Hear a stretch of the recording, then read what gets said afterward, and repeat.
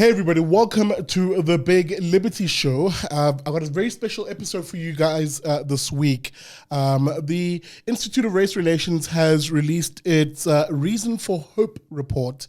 And it's part of our Unite the Middle campaign.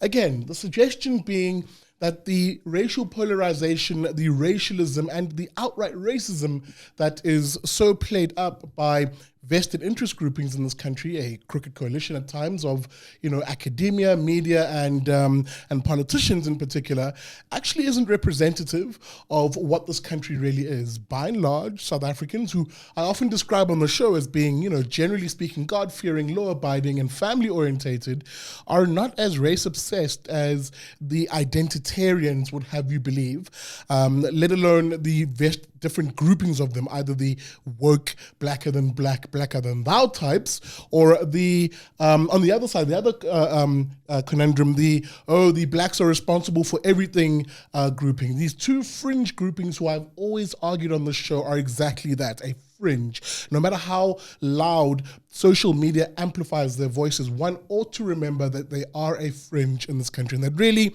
the vast majority of people like you and me are in the middle. And unfortunately, we form a bit of a silent middle, and this report is quite instrumental in giving hard data to exposing just how similar we are as a people, and how much we have a lot more in common than those who seek to drive a racial divide would want us to be. Now, I'm not alone. I am joined by my colleague and guest today, Maurice Ruert. He's the head of campaigns at the Institute of Race Relations. And we're going to chat about this. Maurice, hey, well, how are you doing? And welcome to the Big Liberty Show. Right on you, Sikhle. I like the way you rolled the R's there. I can't do that in my own surname. So hey, man, you know how that is. Dude, let's hop into it. And I'm just going to open up my data source here because I really encourage people to read this report. It's only a few pages long, 8 or 9 pages 14, or so. 14, I think. 14. Yeah. Excuse me, only 14 pages long. And you can find it on our website at www.irr.org.za. And just go to reports, and then it'll be there. Absolutely, under the reports tab. Maurice, let's dig into it because, we're so used to in this country having the discussion, the debate around race, how it's supposedly so important and that if you don't discuss race, you just don't understand the country. But it seems the data that we've pulled out from this is telling a different story. Before you go into that, do you want to maybe just quickly talk to us about how we came about the methodology of this, if you want to talk to that, and what it's beginning at a cursory level to show us, or not beginning, what it is showing us? Well, it's written by our senior colleague, Anthea Jeffrey, who's one of the leading political analysts in South Africa, I would say. Absolutely. And it was, so what we did was we polled over 1,000 people in South Africa, demographically representative, etc. Asked them certain questions on issues of race and what they think the priorities in South Africa should be. And what we found, and this is our third or fourth Hope report. I think we've been doing them quite regularly for the last 3 or 4 years. And in general, these things keep finding the same thing. There's about a very big majority of people, around about 80% of South Africans, who agree on the big issues, and they're moderate and they believe that South Africans of different races need each other to work together. They're not people who want to be segregationists. It's not Afrikaners who want to go live in Orania or black people who want to start some sort of Wakanda state or something.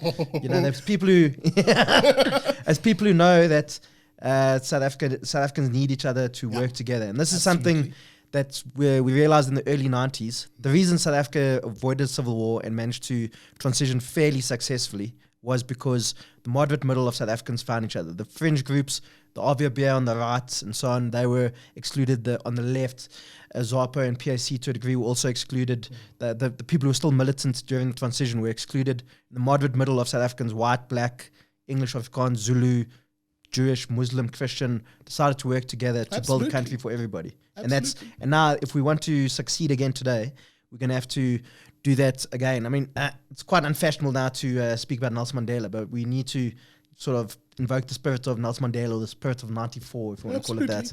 And the thing is, I'm not ashamed to say that. I mean, if there's one thing the Deebs, Madiba for those who aren't used to me calling him that, If there's one thing Madiba understood, is that you cannot build a nation when people in it, whether they view themselves as groupings or individuals, one, don't know each other, don't reach out, don't speak to each other. That's why when you look at the foundations of this country, it's constitutionalism and galvanizing certain freedoms, certain rights in a legal, rational way in which accords everybody rights. And I'm being very jargonistic here, but essentially what I'm trying to say is we knew the importance of galvanizing certain rights, like freedom of speech, freedom of association, etc., because underpinning all of that was an understanding that those are the principles, those are the liberal principles, if you will, that help people who are so far apart from each other, who come from a painful history, to actually find each other, to be able to speak freely to each other, to be able to associate freely with each other, find each other in social spaces. And I think that's the real tale of the average South African. It's not the racial polarization that we're being told we need to pick a group of and be a part of it and hurl insults at each other. For me, that's man, I speak with passion on this, guys, because really it is the South African story. This is the South African story. But let me not sound all impassioned and preacher-like. Let's look at the data. Let's actually go into the data. Morris, one of the first data sets that we look at in here, and I'll let you open it up, speaks to the question we ask people around what they think the government priority or priorities for government should be, right? And there's various possible responses we gave them. What are the top three? And really, where is racism, right, on that? Well, the top three, and it's not really a surprise here, for everybody, creation of more jobs was number one priority that the government should prioritize. Number two was fighting corruption. And number three was improving education. And if we drill down to when we aggregate the people on race, for black South Africans, 27% of black South Africans said this should be the top priority. That's right. And it's followed by building more houses and fighting drugs and drug abuse, which is quite an interesting one. Yeah. But also fighting corruption and improving education were also high for black South Africans. Then the lowest was only 2% of South Africans, including 2% of black South Africans, said fighting racism should be the priority of the government. Yeah. 2%, also 2% of black South Africans as well, said speeding up land reform. And only 1% of all respondents, and again, 1% of black South Africans, said speeding up affirmative action. Absolutely. Now, this is not to say that people don't think land reform is important or whatever, but they know that, or not know, they feel rather have a job than a piece of the ground in wherever. Absolutely. No, I mean, it's a rational response from people, and it almost counters the idea and the trope that's thrown by these vested interest groupings, and you hear it a lot in the mainstream media in particular, that somehow all black South Africans are race obsessed. We are just chomping at the bit to find something which racializes an experience we go through, whether that experience is related to jobs, corruption, education, etc., that actually the data set here points to a different case, the idea that actually ordinary people, whether they're black, white, or whatever the case may be, have other priorities that they see as to being more important, and would therefore believe and have indicated that a government in charge, whatever iteration that it takes the form of, obviously it's mostly ANC government, and in some provinces the DA, and cities the DA also, that there are other issues. I mean, jobs is number one. Exactly. On that. Corruption, beating and fighting corruption is second. Improving education, crime is number 4, and housing are number 5. I'll add number 6 because it's becomes such an issue, fighting drugs and drug abuse. These are the things that ordinary people care about. Exactly. This report does a very interesting thing. If you then go to the next page, when it asks the question about race relations in this country since 1994. The data is very interesting here, isn't it? Yeah, this is a very interesting one. Because it essentially asked it in the polar opposites of the questioning would say, do you think race relations have improved on the one hand, or have become worse? And of course gave the option of not knowing or refusing. What does the data show us? So overall, 57% of respondents said race relations had improved, and nearly 2/3 of black people said it improved, but only a quarter of colored people, 37% of white people, and about 37% of Indian people, and 40% of white people. Then on whether they thought race relations had got worse, a quarter of total respondents said yes, it had, and 20% of black South Africans, half of coloured South Africans, 44% of Indians, and 47% of whites. So that's something. There is a story in that. There is a story in that. And for a moment, I'll leave aside the black respondents, and I'll move towards the coloured Indian and white, essentially our country's minorities. It is fair to say that it has been those individuals who feel increasingly targeted by the racially charged and polarizing rhetoric that comes out of our politics, that comes out of our media, et cetera, et cetera. Is it no surprise, for instance, that Indians at 44% believe that race relations have become worse? Just look at what Julius Malema has been saying about Indian South Africans. I mean, it's terrible. And the things he says about Pravin Gordhan, and he said, I think Floyd Shivambu was talking about how the Ahmed and Katwada Foundation is now something that's built to protect Indians. I mean, it's obscene to hear that kind of thing. And then absolutely, we see with coloured people. I mean, you hear a lot of coloured people who complain during apartheid they were oppressed. Now they got issues now. The post-apartheid governments not being white enough before, not being black enough now. Absolutely, and we've seen there's been kind of a rise of a sort of a interesting groupings down in the Cape, like Gautful, Cape Tony and stuff, kind of very insular, almost race nationalist, coloured race nationalist. So, but it's very, and they're like saying, we were here first, we're the first peoples of South Africa, which is also quite an interesting way. And I think that's also, we've seen, I wouldn't say the rhetoric against coloured people has been nearly as bad as against Indian people, but we've seen some very insensitive things said by the government, especially Jimmy Mani a couple of years ago said there's over-concentration of colours in the Western Cape. I mean, what kind of person, where do you say that kind of thing? Well, let me speak to this because, again, in comes the toxic and asinine ideas that you'll get from universities, especially the social sciences and what we call the grievance studies, which are identity obsessed, right? I was at Stellenbosch University recently, and one of the conversations we had on that campus, because we held an event which was similar to a chap named Stephen Crowder. He hosts a type of show called Change My Mind, where essentially, if you can imagine it, you're in a public foyer or square of some university. You just set up a table and chair and a mic PA system and a sign in front of you which has some sort of controversial statement. They're the meme. That's good.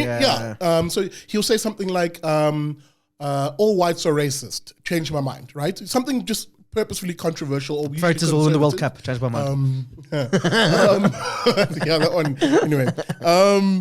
But the point I'm making is we held a similar event at Stellenbosch to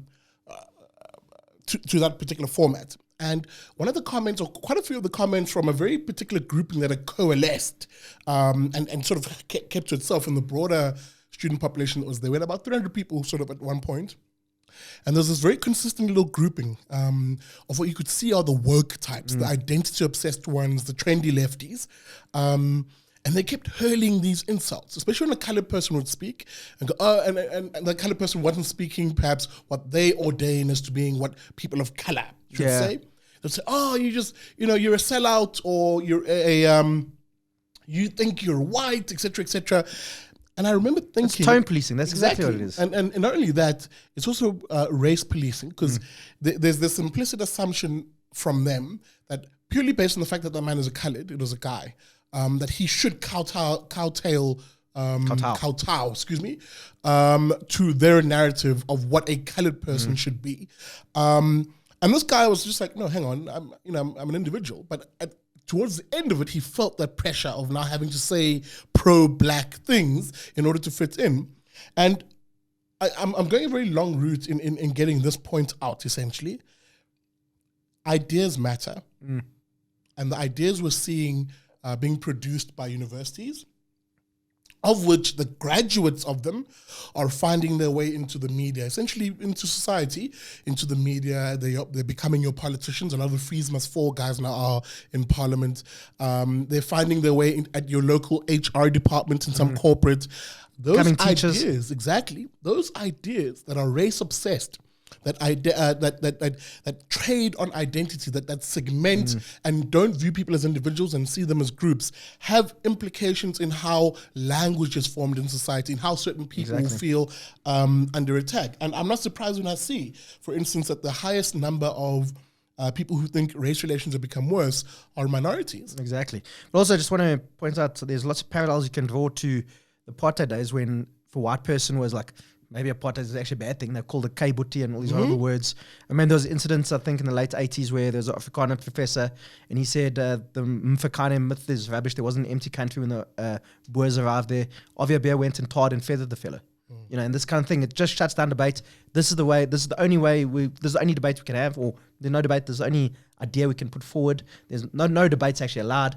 And I mean, that's the kind of thing that's happening now, and deplatforming of people, everybody gets called a Nazi or white supremacist if you don't fit into a certain way of thinking. I mean, everybody to the left of Mao is now a fascist, apparently. you know? Watch my social media to see exactly what Mark is talking about. Exactly. I mean, the way people speak to it, it's disgusting. I mean, it amazes me. It amazes me how they will trade, or rather, they'll pretend or they'll affect to trade on behalf of non-racialism and fighting racism, and in the same breath, then begin to call you coon, Uncle Tom, all these racial epithets, essentially. So it's very funny to sort of see this. Anyway, we're digressing. We then move on, and the survey asked the question, how best then should we or can we improve people's lives? And we gave options such as more jobs and better education, better delivery of services such as electricity and water and the like, more BEE, that's Black Economic Empowerment for those who aren't aware, and affirmative action policies, or more land reform, or I don't know. What did the data show us? How do people think is the best way to improve lives? Well, overall, 60% of people said jobs and better education. Only 8% said BE, and only 8% said land reform. And if we drill down again just to Black South Africans, 57% of our Black respondents said more jobs and better education, and slightly higher proportions, 9% for more BE and affirmative action, and 9% for more land reform. So I think people realize if you force whoever to give 20% of their company to Patrice Motsepe, that does not help poor guy on the side of the road who doesn't have a job, hasn't been employed for the past 5 years. You know, we've had this debate before. The best way to get rid of poverty, inequality, and unemployment, I mean, it goes without saying, is more jobs. If more jobs will get rid of poverty, will not get rid. It'll reduce poverty, reduce problems of inequality, and we'll see. It'll reduce racial inequality, all these kinds of things. Right. Jobs are the key in South Africa. Peter Bruce, don't always agree with the guy, but he said South Africa, what we have to focus on we have to obsess over it, is the creation of jobs in this country. Absolutely. My only, I looked at that data set on this particular question, and I fully agree with those who had this response, because at the end of the day, if we're to change this country, if we're to empower the millions of South Africans who are disenfranchised, who are poor, one shouldn't necessarily focus on what their race is, because that's irrelevant. Exactly. One should focus on the fact that individual, that person within a family, is unable to provide for themselves, to provide for their families. And the best way a person can lift themselves up out of the sort of grinding poverty that we all agree is a bad thing is, number one, an income, whether that's a job or he starts some sort of business or whatever the case may be.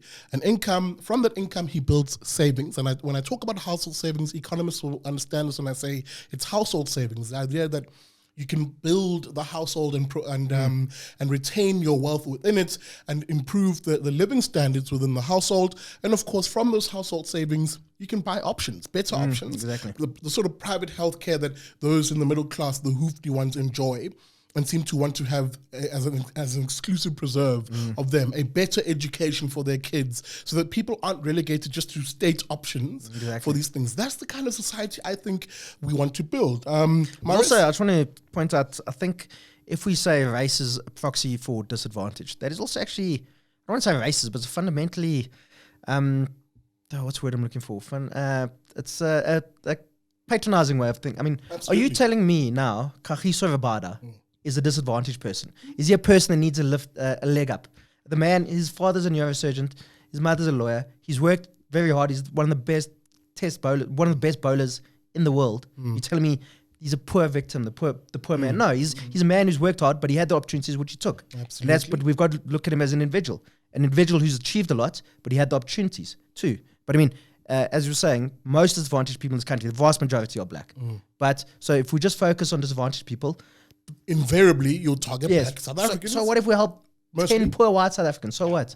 most people we've helped are black right. people. Spot on. That's help poor people. That's the most important thing. Absolutely. So- Just another thing I want to raise on this topic, and I really want us to have just a free-flowing conversation around these kinds of things.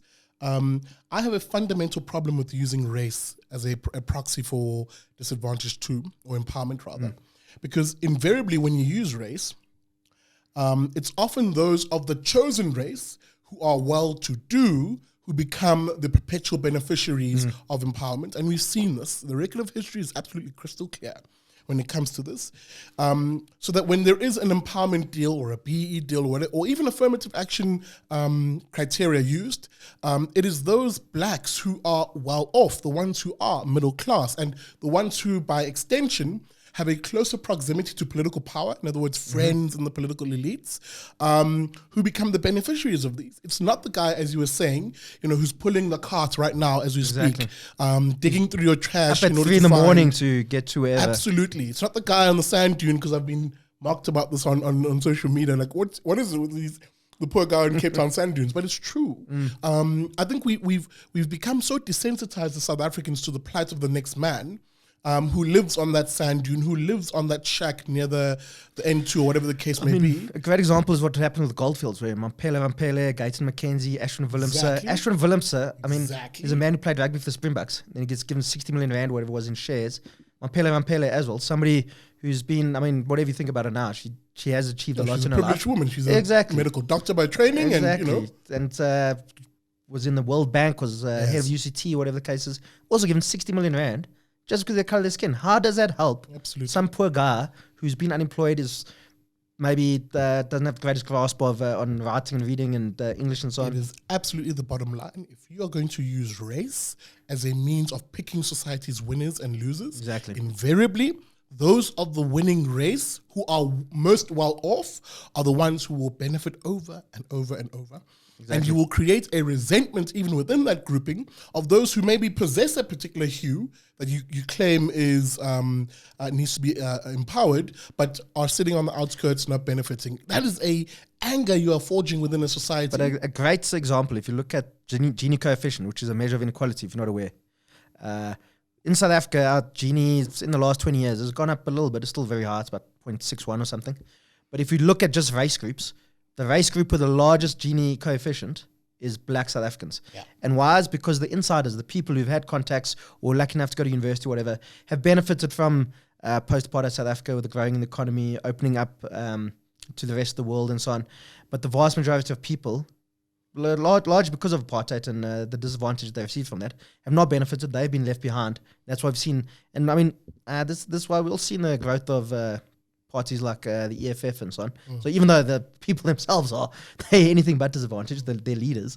But the people who vote for them are people who, got nothing to lose. Let me vote for these guys. That brings us to the next table. Excuse me. Ooh, that kombucha came back. That brings me to the next table, which is, who do you think, this is the question we posed, who do you think should be appointed to jobs in South Africa? Only blacks for a long time ahead was one of the options we gave. Only blacks till demographically representative, and we've had this debate on blacks only around representativity versus diversity, but that's a separate issue. Appointments should be made on merit with special training given to the disadvantage, for the disadvantage. And the last option we gave, of course, is all appointments should be made on merit alone without such training. What did the data show us? Well, it's also very interesting, and this is actually shows where there's quite a lot of agreement across race groups. So 10% of respondents said only black people for a long time ahead, 7% only black people till demographically representative, and 22% said only on merit without any training, and nearly 60% said appointments should be made on merit but with special training for disadvantaged people. And these numbers are pretty much the same across race groups. It's a bit higher amongst the minorities for people who say appointments should be made on merits with special training for the disadvantaged. But there isn't all that much difference between, and that just shows you most people, including minorities, including white South Africans, who say 60% of appointments should be made on merit, but with special training for the disadvantaged. There's consensus there, isn't exactly. But there also acceptance that there has to be something made up for the past, but you also need to appoint people who are correct for the job. And if somebody who's got the potential, sure, then appoint them. make sure they are the right person for the job, and Khadi Motsoeneng is probably a great example. No. He's obviously somebody who should not have been anywhere near such a job. Any form of exec job. Exactly. Anyway. The man is not fit for purpose. I think there's a recognition amongst people that when you have a meritocratic system that appoints people on merit, but also recognizes the need to assist or lift up those, who are disadvantaged, that the rising tide will lift all boats. It isn't a case of if you just put a person into a position just based on their race, and then things fall apart. I think people are smart enough to recognize that has implications for everybody. Funny, we move on to the next graph. I was going to say, and it's certainly not a race thing. We all know that white people can also be very incompetent too. And we've seen. Absolutely. And I just want to also just make the point, we've had the cabinet now appointed. And I think out of the 30-odd people, I think there's only one white person. Yeah. So, exactly. So, the government either has to say, look, we're not going to go for racial representativity, we'll go for diversity, whatever that means. Or they also need to walk the talk and go exactly with the proportions of the various races. And why stop there? Zulus make up 22% or so of the population. Exactly. Why not make Zulus? It becomes a slippery slope. Exactly. It's funny, it segues to the next, which I know you'll like. It segues to the next table quite nicely. We asked the question, sports teams, should they be selected on merit and not quotas, right? So in other words, yes or no? Should sports teams be selected on merit and not quotas?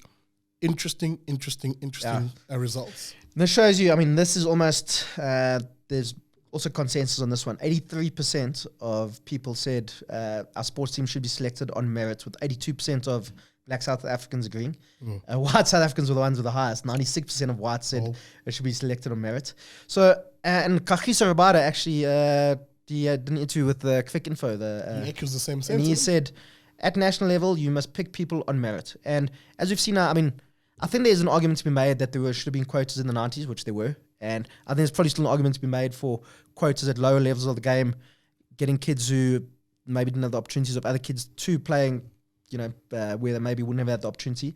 But when you are playing at national level, even at provincial level perhaps, people should be picked on merit. But now we've seen, the national side now, the team that played against Bangladesh and bloody lost, that was completely picked on merit, and there were 3 black guys inside. Nobody would question any of those guys' ability. Andile Peklukwaya, Lungi Ngidi, and Kagiso Rabada, they are, and a guy like Peklukwaya can just see the passion that he has for playing for his country, but he's also there completely on merit. He's not there because he's black. He's there because he's one of the best guys that can do the job. And that's what. And also, if by some miracle we now win this World Cup on the 14th of July, I don't think there'll be anybody except for the most obsessive, race-based obsessives, people like Dan Ritt or Andile Mlikama or half the people at the universities these days will complain about there's too many whites or too many blacks inside. Nobody will care. If Faf du Plessis puts his hands on the World Cup, everybody will yes, please, thank you. Absolutely. I'm sorry. I'm smiling because I'm like, oh, wow. Even hearing that just sounds so improbable now. Anyway, it's like I said yesterday, Pakistan lost 4 of their first 5 games. Here we go. And they won the World Cup. So I'm just saying, hey, geez, come on, have some faith, seriously. Okay. Having faith. Let's move on to the next table. Because a lot of us have a lot of faith in these people, this category of profession. The teachers who we entrust our kids to. We asked the question, would you prefer your child's teacher to be A, the same race as you, or B, doesn't matter as long as the teacher is good? Yeah, again, there's also quite a lot of consensus here. 84% of respondents said they wouldn't care as long as the teachers are good.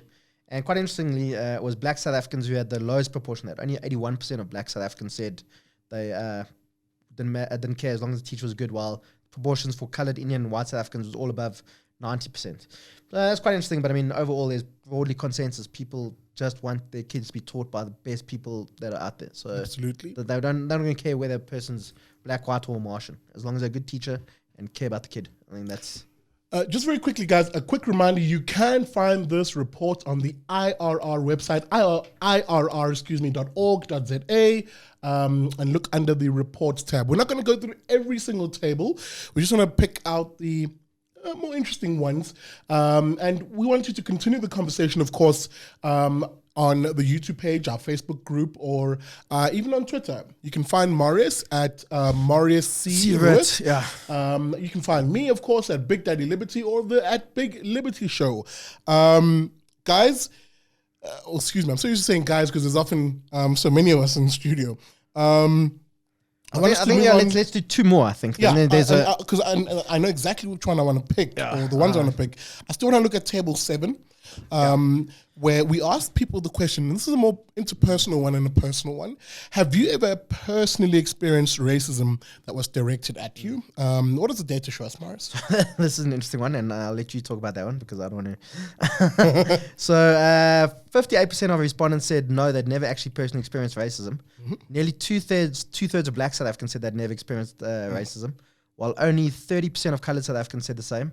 And 44% of Indians and nearly half of white South Africans said they'd personally experienced racism. So that's a very interesting one, and it's changes. I mean, if you'd believe like some of the people who journalists and talk show hosts, you'd think like nearly every single white South African is Nazi who's like, wishes up there was still apartheid and so on. So, but also, I mean, there's also a very subjective one for what somebody else would laugh off, what somebody would think, another person would think there's a terrible slight against their race or their person. I mean, this also kind of falls into the category of microaggressions, I think, where one person will be like, oh, well, whatever, and somebody else will be like, oh, this person's so racist, So, but I mean, that's an interesting trend that I'm not sure what it shows us. I mean, tells us something, I guess. Yeah, look, I've got my views on this because I think it really speaks to what has been the conversation within mainstream media, academia, and at the chattering classes level, not necessarily ordinary everyday society. If you were a white South African and you tuned into talk radio in this country, and you heard the likes of Eusebius Makeza, you heard the likes of Bongani Bengwa, etc. I'm just naming these two. Because Bongani's not even actually that bad, I don't think. That's my thing, though. Yeah. That's my thing. There's a spectrum almost of them. These are individuals who are immersed in the language of these sort of postmodernist ideas, critical race theory, intersectionality, etc. And what these are essentially are a grouping of arguments that suggest that there is a relationship in society of oppression and victimhood, where groupings, judged basically on groupings, so things that they call whiteness and blackness, for example, that the relationship between these two things is an exploitative one, which is channeling, of course, that classical Marxism, the idea that there is an exploitation relationship between the bourgeoisie and the proletariat. But this time, instead of a bourgeoisie, a class analysis, bourgeoisie, proletariat, they'll use identity. So they'll say, no, whiteness, because also they're very careful with their words. They will never say white people because they know that it's patently racist. Anybody would just call that out racist. So they do this thing of using alternative terms like whiteness and blackness. And they then argue that there is an oppression relationship between these two. Now, because they view the world through that lens, you will then tune into talk radio, and depending on the topic, whiteness or white people will be seen as the source of a problem in that inherent or given problem. I'll let you chip in.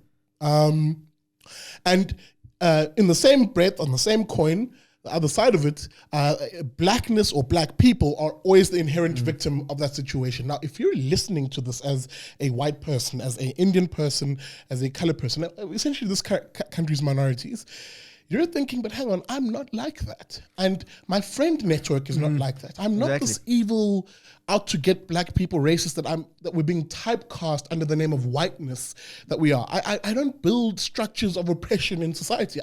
I'm part of the society. And if anything, I can bet my bottom dollar on this. I can stand up Marius, different race, different racially.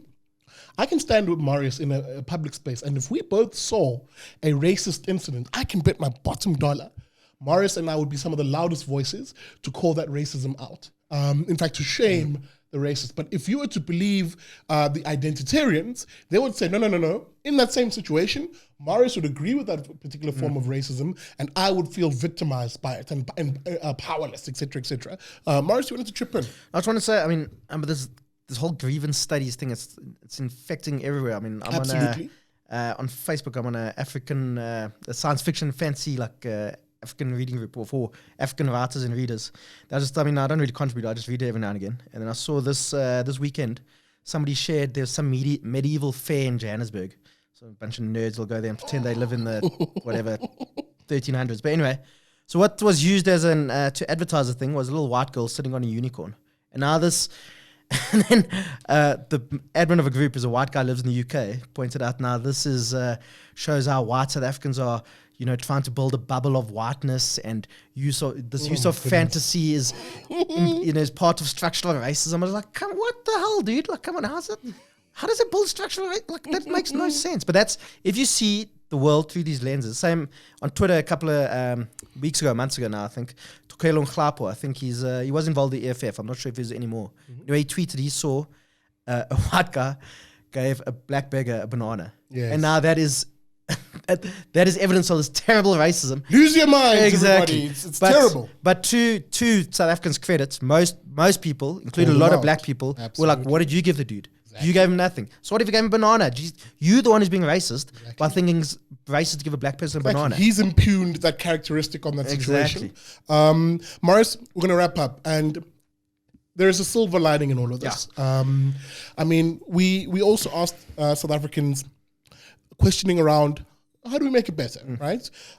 Table 10 was an interesting one for me. Before we get to 11, we'll do both of them. Cool. On table 10, for me, it really expressed just how sharp South Africans are in realizing what is really needed to fix this country versus what we're told, with the usual rhetoric from our politicians and the media and blah, blah, blah.